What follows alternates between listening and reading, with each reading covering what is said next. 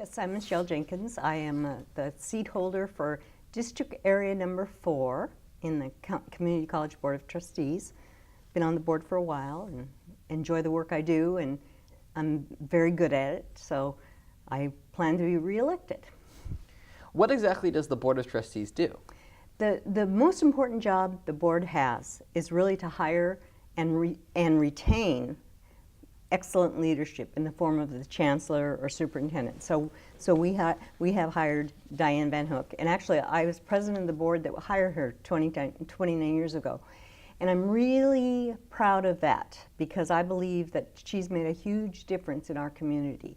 Her leadership and the people that she's hired who carry out her vision have done a wonderful job in making the college a really important part of the community. So what exactly does she do then? She sets all of the initiatives that happen at the college, the hiring of new faculty, creation of new curriculum programs, buildings to house faculty and students. She does all of that within a process that's established, which includes input by classified faculty, all of the college administrators. There's a very elaborate process that anything happens by the college. Anything that happens with the college goes through. And so that's why I have a lot of confidence in the recommendations that are brought to us because they've gone through a very elaborate process. And I believe in that process, and I believe the wisdom of those expertise in the field as far as educational expertise. So I have no problem supporting those recommendations. Okay. Do you think that she maybe does more on the Board of Trustees? Does she have more influence on the Board of Trustees then? Or do you think that what she does now is enough? Well, you know, primarily, I'll tell you, I have a lot of experience on a statewide level as a trustee. I've been involved in statewide trustee efforts, and I've been involved in educational efforts for trustees in the state of California as well as on a nationwide level. And so I have a lot of experience, and what I know about being a trustee is that the best thing you can do is hire someone who knows what the mission of community colleges is and is willing to carry it out. And then you support them and you retain them in their leadership role. And I think we've done a really good job of that. And Diane does that. She has a really good feel for what is important. You can tell by the nature of the expansion of the college, from the number of programs we expanded to over the course of the last 29 years that she's been here, and the number of businesses we serve, as well as the educational and certificate programs. So I think Diane does a really good job at that. And with her consultation with, Diane's very data-driven. She doesn't make any decisions without data to back it up. So one of her first recommendations was to hire a research area, and which we did, and now it's heavily staffed, and that's good because all of the decisions that come before us are driven by research in the field, and that's why we've been so successful, and we have numerous statewide and nationwide recognition, I know you're aware of this, for different programs that we offer. And that is why, because we don't do that without research. So we research everything, and that is what her current goal is. Diane is believing that we need to research everything in order to move forward. That's right. She doesn't make recommendations without the data to back it up. And I appreciate that about her, because once a recommendation comes to us, I know that there's research behind it indicating the value of whatever proposal is being brought to us. So you trust her data, the information that she's giving you to move forward with what we're doing? Because it's not her data. She has a whole research staff. I meant as in she has the research. You trust the data that Diane is giving to you from her research staff that she's come up with. That's what I meant for that. Yeah. No, I was just curious on your opinions on that. What do you think of the current spending right now of the school? I'm not sure what you mean. What do you mean? What do you think of how the spending's going? How the Board of Trustees is doing with spending the money? What do you think are we spending it responsibly? Are we spending it irresponsibly? How should we move forward with the spending budget? I think we are spending it responsibly. There was a period of time when there wasn't funds available to offer salary increases, and we didn't do that. And we didn't, but also we didn't lay off anyone. Many colleges handle that kind of crisis by laying off staff. We've never laid off. That's one of Diane's kind of hallmarks, is she doesn't want to lay off people or reduce the size of programs, because her belief is once you do that, it's really hard to bring them back up to speed. And so we haven't done that. And so I think we've handled the spending well, and as evidenced by the fact that we were able to open a new campus in Canyon Country, and that from the time we opened it, it's been very successful. We had more than number of students we projected on the very first day, and we serve a lot of students in Canyon Country. So you believe the Canyon Country was a successful campus then? Yes, I do. Well, I know that we have a lot of measures going towards the Canyon Country campus right now. Do you think that we're going to be able to make it the campus that it needs to be for all these students? I think so. That was one of the main factors behind Measure E that we passed in June, was to complete and begin the permanent building at Canyon Country, as well as, the truth of it is, Valencia campus is at the age where it needs to be remodeled, and I see it when I'm on the campus. There's areas that need to be improved and modernized. And so I think that we've spent those dollars, we've begun to spend them very reasonably and well. The first thing we did was build a parking lot at Canyon Country, because that was an issue. There was no permanent parking lot built. And we're going to improve the parking here at Valencia. That's going to start probably January, February, whenever it gets to the department, the state architect's department. So yes, I think we do handle our dollars wisely. And we have a very conservative approach in Charlene Coleel, who heads the financial area, very conservative approach. And I think there's an advantage to the fact that she doesn't come from an educational background. Her background was hospitals, and so she brings a different point of view. And I think we're also fortunate because Diane, of all the CEOs in the state of California, has a very high level of knowledge regarding budgeting. Most CEOs don't have that knowledge. She does. And so she, in working with Charlene, carefully monitors the budget, and therefore we monitor it via her. So you believe that we're spending it. You mentioned remodeling. What specifically needs remodeling? Well, the Valencia campus is the age it is. It's at the point where we need to do some improvements, and it was built in a way that wasn't geared towards the high-tech nature that we have now. So we need to incorporate that in a more cohesive way. And so, and just by age and the sheer use of the campus, there are areas that need to be improved on, and so we're starting to do that. Yeah, so you're saying that we need to move forward with how we progress the campus itself. Right. Slowly, or should we be building new things, or? Well, there are a couple still buildings that, well, we built, of course, the Canyons Hall, and kind of consolidating administrative functions for students so that they can go one place to get all of the administrative things done, as well as having some additional classrooms. So we did that. I don't really foresee that we have any other new buildings that we need to create. It's mostly a matter of improving the old buildings. My apologies. That's my daughter who lives in Boston. I can tell by the ring. You can answer if you'd like. That's all right. I'll call her back later. Okay. So I just wanted to go with what we're having here. So do you think that the Canyons Hall was a success then? I believe we just talked it was. about that? Yes, I do. I think it was. It makes administrative services for students and veterans easy to access because they're all in one place. And so I think that's a good thing. I thought the Veterans Office was over here by Mentry Hall. Well, it is for the moment, but everything will be consolidated once the move is complete. There's still moving going on. Okay. I just know that it was over there because I see it when I leave here. So we were talking about the new building there. What about accessibility? I know that building is accessible. What about the other ones? Because I see it's really hard to get to some of the other areas on campus. Like, I know we don't have many people that have disabilities. It's hard to get around. Well, we do. There are, a lot of people that need the ADA accommodations, and that's why this college was the first college in the state of California to voluntarily undergo an ADA assessment, and actually identified the areas that need to be improved, and we have a timeline that we're doing that.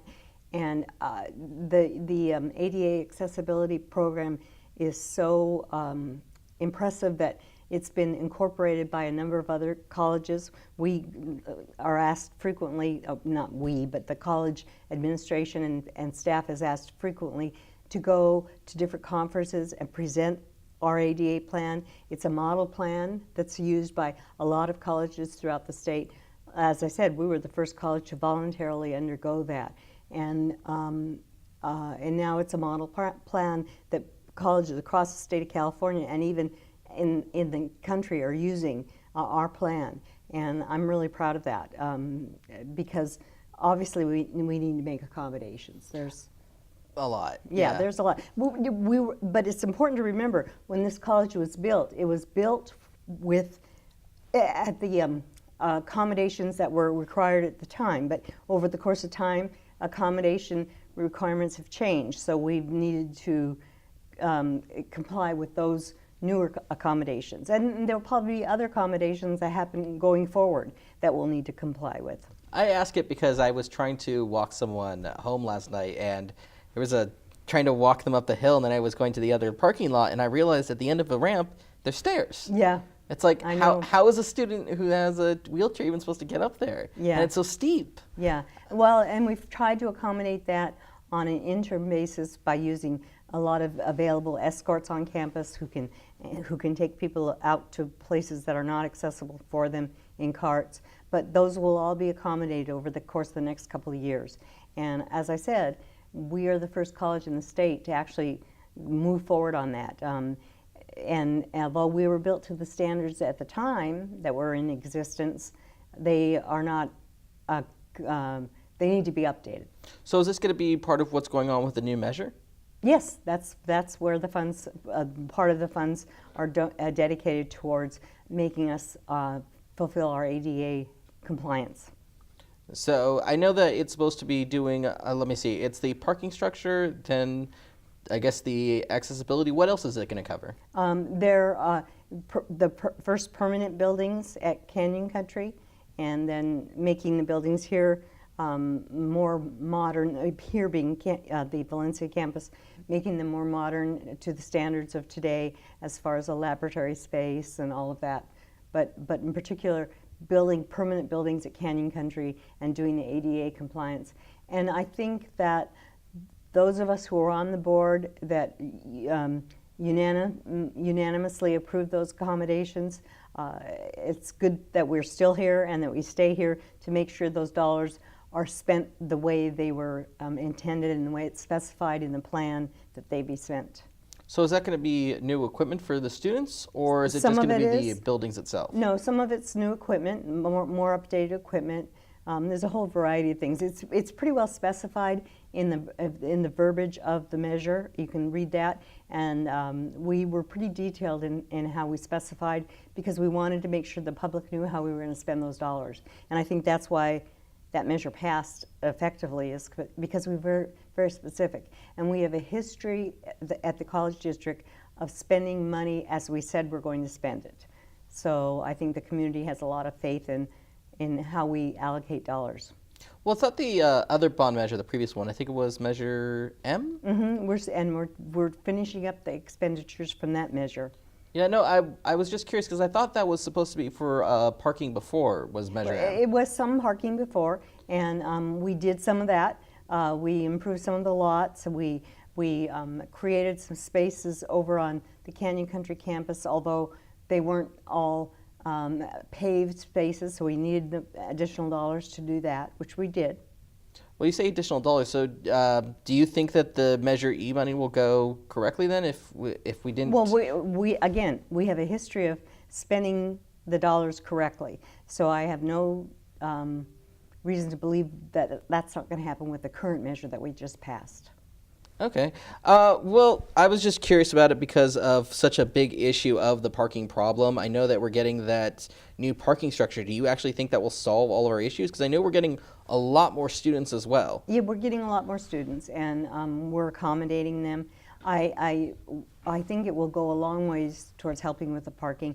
And in the interim, we've tried this semester, you're probably aware, we've tried different techniques as far as the stacked parking and all of that, because the truth of it is, while that parking structure is being met, it's going to remove some parking in that particular area as they build the structure. So they've created these stacked parking techniques and all to try to accommodate that, and hopefully it will. Parking is always difficult, especially in the first few weeks of classes. Usually by the middle of the third week or so, the issue begins to solve itself. But I certainly know that the parking is an issue myself, because as board members, we're not up here regularly, but I came up today for this interview, and I spent about 10 minutes driving around the parking lot looking for a place. We have the board doesn't have any designated parking or anything like that, so we're really volunteers from the community that come up here, and we're a pretty active board. We come up here a lot, and like to come up here in the middle of the day or early morning, whatever, taking away time from my own business activities, and then to have to drive around looking for parking is a challenge. So I understand that. I know that from a point of view of the students, because I experience it myself. And so the only thing I always advise students is make sure you allow enough time to find parking. Well, the reason I ask is because I've had a day, I think I was here about 10 a.m. It took me about 2 hours to find parking. Yeah, so I was late to my class for an hour because I took 2 hours to find a parking space. It must have been at the very beginning of the semester. I think it was about 3 weeks in. Yeah. And it was very, very hard to find parking, which is why I bring it up. Hopefully with the new parking structure, some of that will be alleviated. I believe it will. We're adding, like, I think it's 1,700 spaces or something. And then, we try to encourage students as much as possible to access the public transportation. That's hard to do, especially for community college students, because most of them work or have families, and so they are restricted. It's difficult to do carpooling and all of that, and I'm aware of that. But we try to encourage that as much as possible. Okay. So the other thing that I was wondering about is your opponent themselves. We know that you are running this year, actually having someone to run against. Yeah. What do you think about that? Because you're actually having to campaign for a seat now. Yeah, it's the first time I've had to campaign in a couple of election cycles. I'm fortunate because I haven't had to do that for a while. I don't mind doing it. It causes extra time that I didn't anticipate. And again, this is largely a volunteer position, and as board members, we put an exceptionally large amount of time into the college, more than probably most board members in most public agencies, because we're active and we're really involved. We attend a lot of college events, and so it's extra time. But that's the nature of our U.S. election system, is people have a right to seek to serve the public. And my opponent, I've met him and talked with him. He and I have very similar backgrounds. He was a COC student, first in his family to go to college, transferred to Cal Arts, which tells me that he has some. Cal Arts is a difficult place to be admitted to. You have to have a body of work that qualifies you. So it tells me he has his area of expertise is music production. So he has a good knowledge of that. And I transferred to UCLA, which is another institute that's difficult to gain admission to, but I transferred there. And so I'm proud of that, and I'm proud that we produced somebody like my opponent who is able to accomplish what he has in life by virtue of the fact that he, in part, got his education at College of the Canyons. That's what we do here. My husband and I were both members of the very first class that opened at College of the Canyons when classes opened at Hart High School. So I go back a long way with the college, and I love the college because of that. Yeah, no, I can definitely see you have love for it. Why should Santa Clarita trust you over your opponent? I think that part of the reason why the college is successful is because we have stable leadership. Again, because I have a lot of involvement at the statewide level in community colleges, I see what happens to colleges that don't have stability in leadership in terms of the board as well as the chancellor.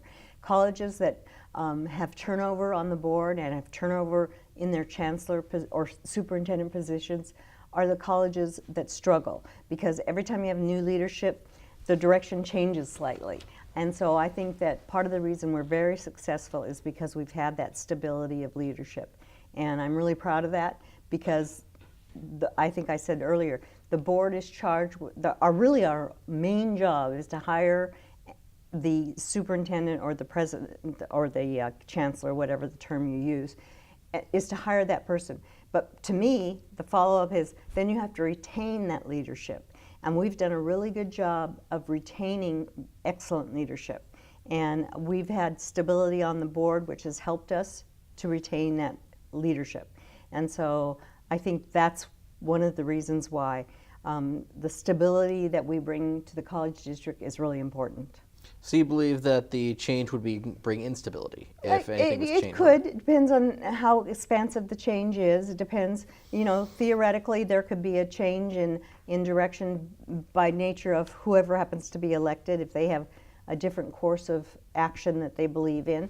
And then, of course, there's 3 seats up this time, which one of them seat is not contested. So you're talking about Steve? Steve Zimmer. He'll be there. So that's a good thing, because he's a board member who's been here for a couple of years. Plus, in addition, he was on the foundation board, so he's familiar with the college and the importance of stable leadership.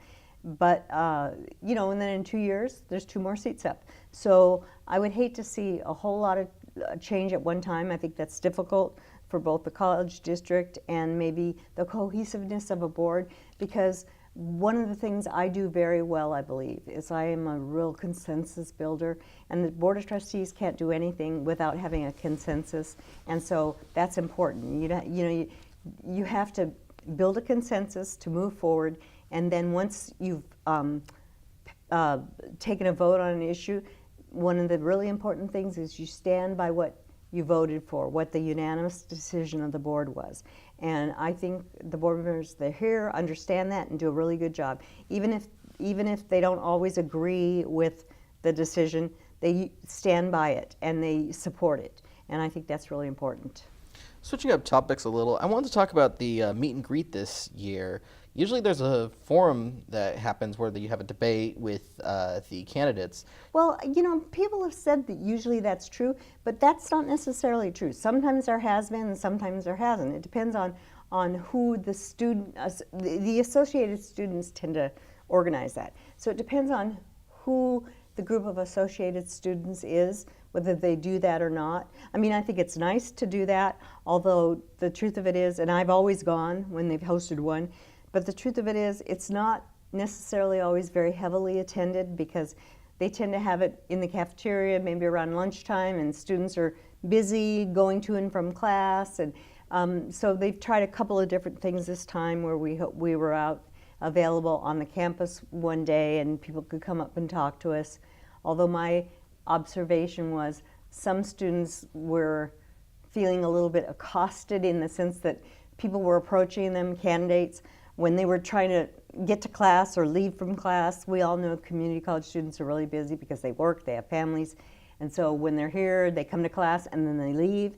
And so if they're trying to leave and you're trying to talk to them about why they should vote for you, they're not necessarily maybe focused on what you're having to say.